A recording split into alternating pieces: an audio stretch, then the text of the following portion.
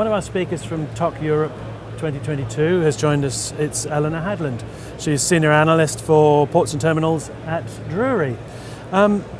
Your session this morning was called The Challenges of Another New Normal. So what do you mean by another new normal?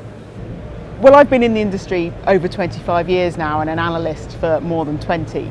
And every time there's an economic or other type of shock in the market, we've had to adapt to what has always been badged a new normal, in particular post-global financial crisis. So the brackets around another new normal is really are the challenges we're seeing now, where there's been some fundamental shifts in the type of trade that terminals are handling. Are they sustained changes in the market, or will we revert to the pre-pandemic norms? And I think the outcome of the discussion was fundamentally there will be another material. This is part of a material shift towards something which people might not accept as being normal, but there does seem that there's no going back to pre-pandemic norms at the moment. And those norms would be peaks and troughs in the supply chain. What have you noticed around them? Well, absolutely. Since the recovery from mid-2020 onwards, we've seen a distinct lack of seasonality in global port throughput.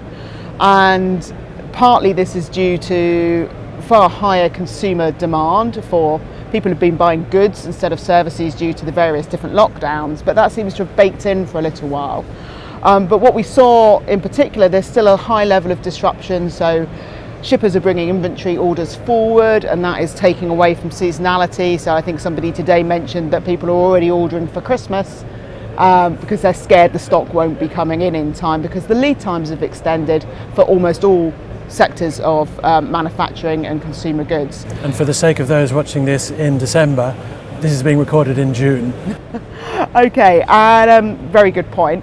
And what we've also seen, though, more worryingly for the immediate 2022 outlook, is the normal post-Chinese New Year upswing in cargo volumes just didn't happen this year.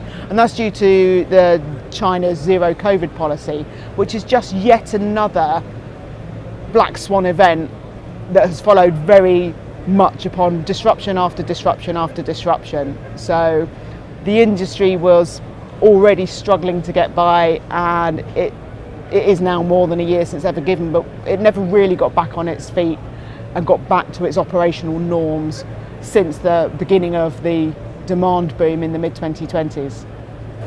How can businesses in our sector harness the intelligence and analysis that Drewry provides to give them a competitive advantage, or at least to help them progress their businesses? I think the main thing at the moment is needing up-to-date information to navigate through what is currently a very fast-changing world. And Drewry's launched some new analytics based on AIS data, where we're drawing on a monthly or weekly basis the performance of ports around the world. We're already tracking global port throughput, we track global shipping services, and now we're using AIS to track that in a far more timely manner. We also provide regular freight forecasts and updates to the market, and that can help you support you in understanding what your customers are going to do, but also the overall wider state of the economy. And in times of uncertainty, information is definitely king. And is that also the case for providers of port equipment, the equipment providers of terminal operations?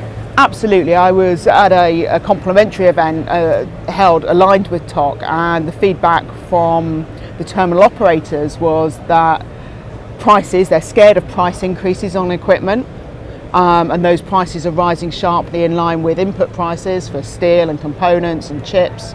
And the lead times are also increasing. So they're needing to take a longer term view on how business is going to develop, and in uncertain terms, committing to a long-term capacity program, knowing that if you don't commit now, it's going to take even longer to deliver than it would have done pre-pandemic.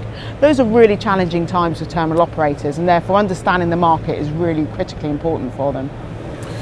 These are challenging times. As you say, the new normal is it's difficult to know where we are. It's difficult to predict. It's difficult to say what's happening. But at the top of everyone's agenda, it seems to be sustainability. Is that another challenge? I think it is. I mean, it's a long-term challenge for the sector, and I think there's a danger at the moment that the day-to-day operational challenges of higher exchanges, pressure on productivity could take away from this longer term objective about moving the industry towards net zero. But there's been some really positive messages out of TOC regarding uptake of electrification of terminals, and a real level of awareness that improvements in productivity will also contribute to overall sustainability of terminal operations. And a lot of us has been going stir crazy over the last couple of years. How does it feel to be out and about in the real world, speaking to real people that you don't have to shout at, saying you're on mute? It's definitely been a really positive development to get back face to face with people at TOC. And whilst obviously as a speaker I'm there to share our findings, it's so valuable in the informal networking sessions to get the feedback and the positive reinforcement of what are the issues that are concerning the terminal operators today, what is keeping them up at night, and the feedback then into our analysis that can support the wider terminal business community and the container shipping community. It's critical that we remain fully engaged with the broadest customer base possible. Eleanor, it's been a pleasure to host you at TOC Europe 2022. Thank you very much indeed. Thank you.